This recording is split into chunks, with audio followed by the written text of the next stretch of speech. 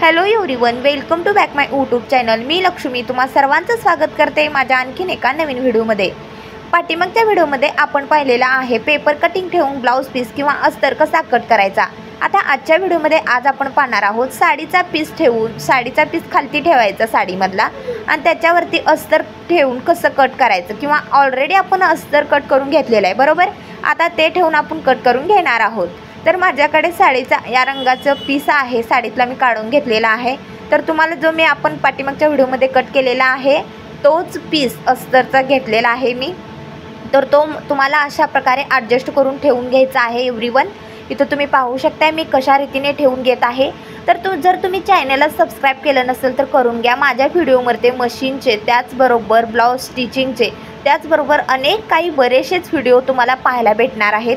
तुमच्यासाठी खूप फायद्याचे व्हिडिओ ठरणार आहेत। तर प्लीज सबस्क्राईब करून घ्या, बेल आयकॉन को पण प्रेस करा, कारण मी बनवलेल्या व्हिडिओचं नोटिफिकेशन तुमच्यापर्यंत पोहोचेल, ठीक आहे। आणि एखादं लाईक केलं नसेल तर तेवढं पटकन करून घ्या। लाईक करायला सबस्क्राईब करायला तुम्हाला अजिबात पैसे लागत नाहीत, परंतु ते माझ्यासाठी खूप महत्त्वाचं असतं, कारण मला एक कॉन्फिडन्स येतो, मला एनर्जी येते की बाबा आपण आपले व्हिडिओ कुणाला तरी आवडतात। मग मी ते एनर्जीने म्हणजे तेवढ्याच उत्साहाने परत व्हिडिओ अपलोड करण्यासाठी ट्राय करते किंवा अपलोड करते। तर इथं तुम्ही पाहू शकता अशा प्रकारे तुम्हाला ॲडजस्ट करून व्यवस्थितरित्या सगळं काही पीस ठेवून घ्यायचं आहे एव्हरीवन।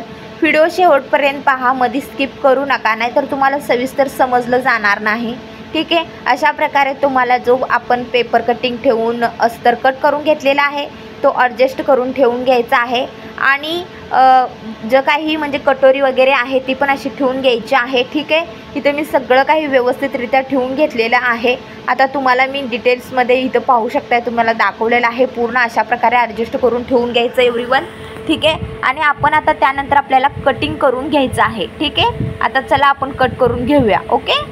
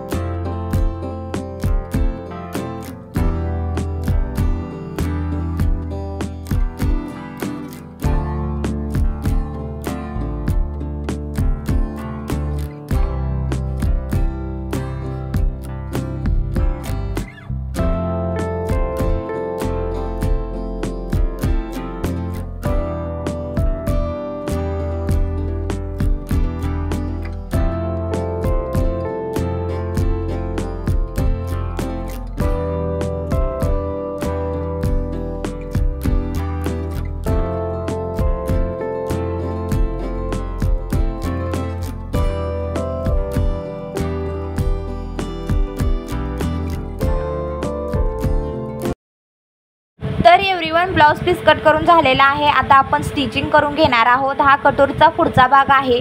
तुम्हाला ब्लाउज पीस आणि ते व्यवस्थित असं सुरुवातीला ठेवून घ्यायचं आहे, नाहीतर दोन्हीकडच्या बाजू एकच होण्याची शक्यता जास्त असते।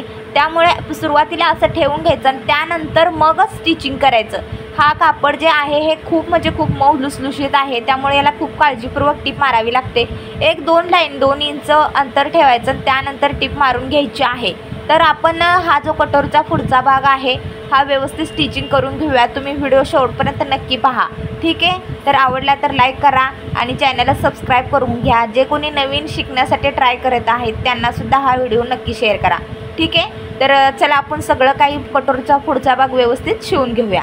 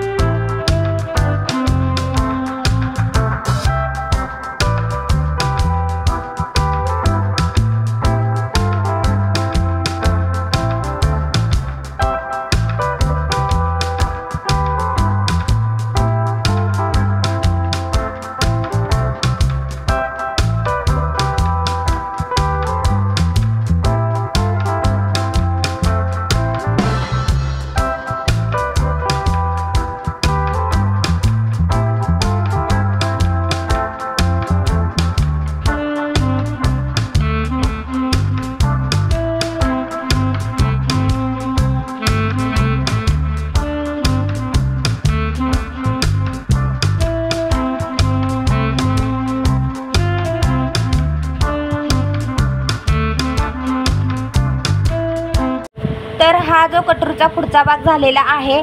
आता राहिलेला आपण नंतरच्या व्हिडिओमध्ये पाहूया, ठीक आहे. कारण एका व्हिडिओमध्ये सगळं काही शेअर करता येत नाही एव्हरीवन, कारण मला खूप मोठे व्हिडिओ अपलोड करता येत नाही, प्लीज समजून घ्या, ठीक आहे. तर कसा वाटला व्हिडिओ कमेंट करा आणि आवडला तर चॅनलला लाईक करायला सबस्क्राईब करायला विसरू नका प्लीज.